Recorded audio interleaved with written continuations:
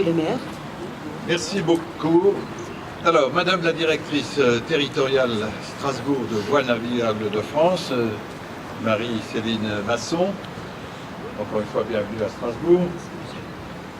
Mesdames et messieurs les élus, je salue particulièrement Alain Fontanel, le premier adjoint, Paul Meyer, en charge notamment du tourisme, Jean-Baptiste Gernet, qui lui est en charge des voies navigables, Jean-Jacques Zell, président de l'Office du tourisme.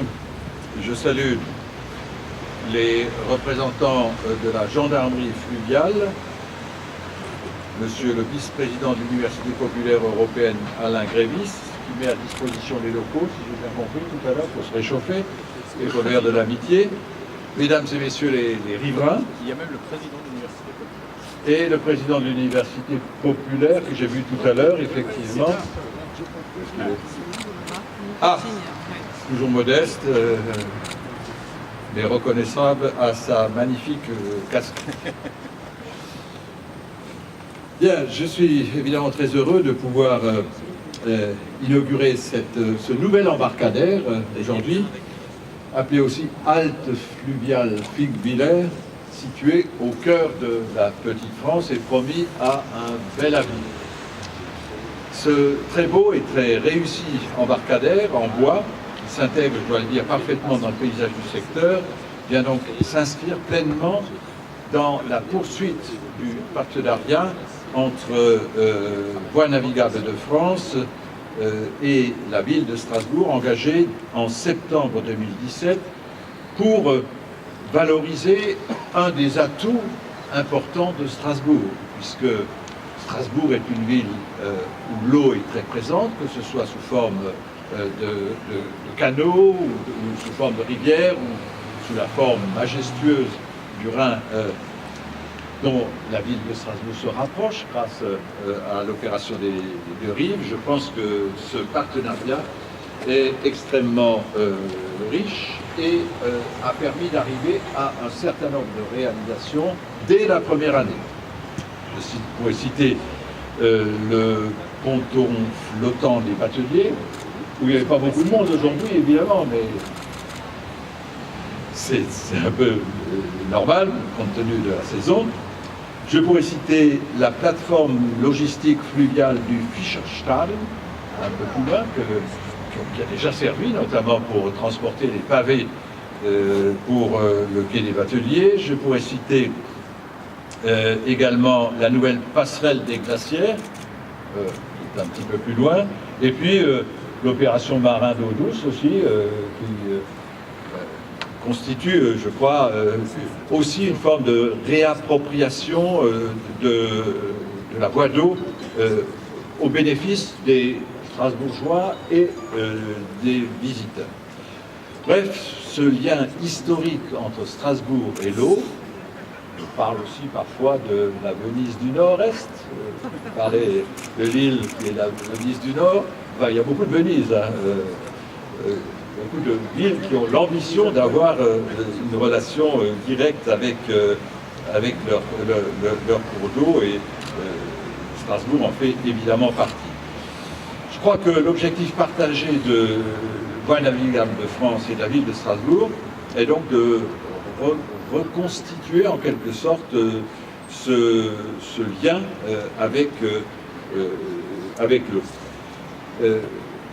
Voies navigables de France a installé dès 2017 un premier embarcadère pour une halte de plaisance courte durée dans le secteur du Bakken, et plusieurs autres embarcadères, dont celui où nous sommes réunis aujourd'hui, sont en projet. Ici, en l'occurrence, nous en faisons l'inauguration.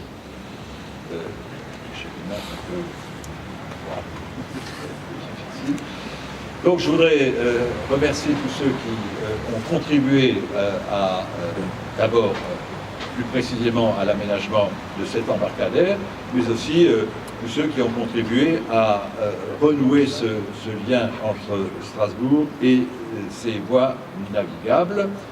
Je voudrais annoncer que l'espace public à proximité de l'embarcadère, ici, voilà, fera l'objet d'une revalorisation avec des travaux d'aménagement supplémentaires prévus en 2020, n'est-ce pas? Je salue cette opération qui permettra de redonner un nouveau souffle à cet espace de nature au cœur de la ville et qui deviendra un lieu de promenade et de pause en interface avec eux.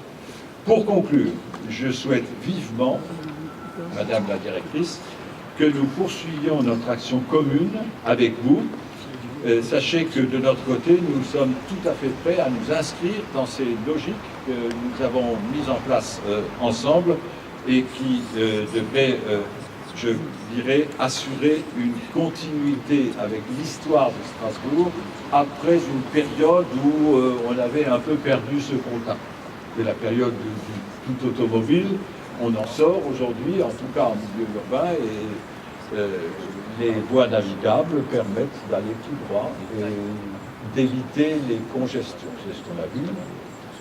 On a filé sans problème. Et d'ailleurs, M. Rofrich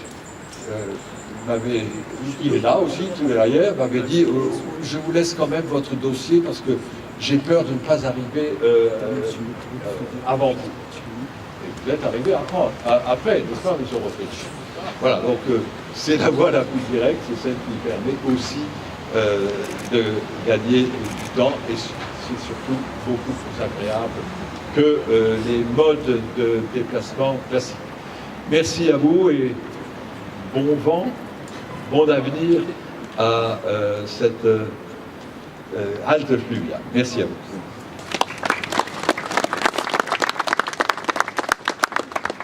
La parole est à Madame Marie-Céline Masson, directrice territoriale Strasbourg de Voies navigables de France. Monsieur le maire, vous m'entendez? Oui. Monsieur le maire, mesdames et messieurs, on ne vous entend pas. Alors, malgré ces températures, c'est avec enthousiasme et un réel plaisir que je suis présente parmi vous aujourd'hui, au cœur du quartier historique de la Petite France, à l'occasion de l'inauguration de la halte fluviale Finn River. Cette halte est un nouvel exemple concret du rapprochement opérationnel entre la ville et VNF pour la valorisation et le développement de la voie d'eau à Strasbourg. Comme vous l'avez mentionné, Monsieur le maire, un très bel exemple du partenariat signé avec la ville en septembre 2017. La réalisation de cette halte, au même titre que la halte qui a été inaugurée il y a à peu près une année,